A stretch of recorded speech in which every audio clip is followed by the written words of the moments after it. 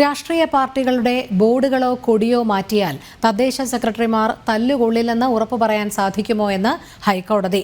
അനധികൃത ബോർഡുകൾ നീക്കം ചെയ്യുന്നതിനും പിഴ ചുമത്തുന്നതിനും തദ്ദേശ ഭരണ സെക്രട്ടറിമാർക്കാണ് ഉത്തരവാദിത്വം.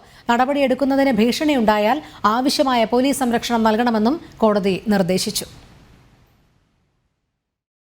നഗരങ്ങളിലെ അനധികൃത ബോർഡുകൾ നീക്കുന്നത് സംബന്ധിച്ച ഹർജികൾ പരിഗണിക്കുമ്പോഴാണ് ജസ്റ്റിസ് ദേവൻ രാമചന്ദ്രന്റെ പരാമർശങ്ങൾ. അനധികൃത ബോർഡുകൾ നീക്കം ചെയ്യുന്നതിനും പിഴ ചുമത്തുന്നതിനും തദ്ദേശ ഭരണ സെക്രട്ടറിമാരാണ് ഉത്തരവാദികൾ എന്ന് അഭിപ്രായപ്പെട്ട കോടതി ഇത്തരം ബോർഡുകൾ നീക്കം ചെയ്യാൻ എല്ലാ തദ്ദേശ ഭരണ സെക്രട്ടറിമാർക്കും നിർദ്ദേശം നൽകി. സ്ക്വാഡുകൾ രൂപീകരിച്ച് നിയമലംഘനം തടയണം. നടപടിയെടുക്കുന്നതിന് ഭീഷണിയുണ്ടായാൽ ആവശ്യമായ പോലീസ് സംരക്ഷണം നൽകണമെന്നും ഹൈക്കോടതി നിർദ്ദേശിച്ചു. സർക്കാരിനും രാഷ്ട്രീയ പാർട്ടികൾക്കും ബോർഡ് വെക്കാനാണ് ഇന്ന് ബോർഡുകളിലെ ഹാൻഡ് റെയിലുകളെന്ന് കോടതി വിമർശിച്ചു. ഈ ബോർഡുകളെ തൊടാൻ തദ്ദേശ സെക്രട്ടറിമാർക്കും ഭയമാണ്. രാഷ്ട്രീയ പാർട്ടികളുടെ ബോർഡോ കൊടിയോ മാറ്റിയാൽ സെക്രട്ടറിക്ക് തല്ലുകൊള്ളില്ലെന്ന് ഉറപ്പു പറയാൻ പറ്റില്ലല്ലോ. അടി മാത്രമല്ല, ട്രാൻസ്ഫർ ഉൾപ്പെടെ ലഭിക്കുമെന്നും ഹൈക്കോടതി വിമർശിച്ചു.